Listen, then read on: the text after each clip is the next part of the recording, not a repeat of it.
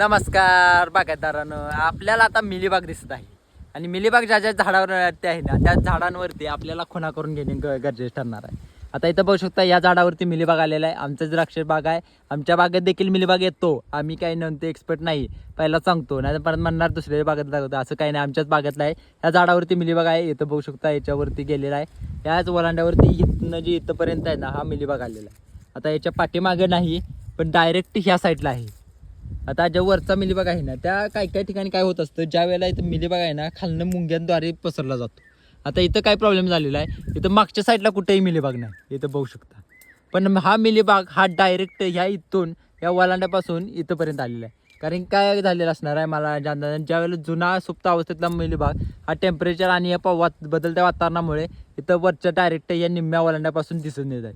यासाठी काय करायचं, या झाडाला खून करायची आणि आपलं कोणतेही औषध असेल म्हणजे साधा कीटकनाशक असेल त्या आता आपण क्लोरो घेऊ शकता, त्यासोबत अप्लायड आहे, अप्लायड क्लोरो मिक्स करून नाही यामध्ये ते वापरू शकता किंवा अप्लायड रेकॉर्ड अशा प्रकारचे औषध मिळतात ना ते औषध घ्यायचं.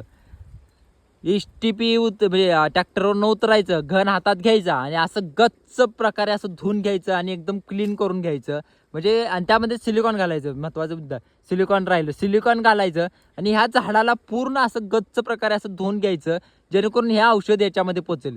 त्याचबरोबर ह्याच्यावरती आपण असे साली देखील काढू शकता, कारण की आता टेम्परेचर कमी झालेलं आहे त्याच्यामुळे काढलं तरी काही अडचण नाही. अशा प्रकारे काढून घ्यायचं आणि त्याचबरोबर ह्या झाडाला पूर्ण गच्च प्रकारे धुवून घ्यायचं.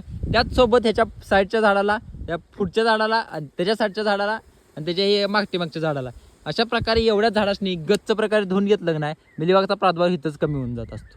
पूर्ण बाग धुण्याची इथे गरज नाही. अशाच माहितीसाठी आणि तुम्हाला काय प्रॉब्लेम येत असतो तुमच्या बागेमध्ये मिलीबागचा आहे का नाही नक्की कमेंट बॉक्समध्ये सांगा आणि ऋतुज ग्रुप्सला फॉलो करायला विसरू नका. धन्यवाद.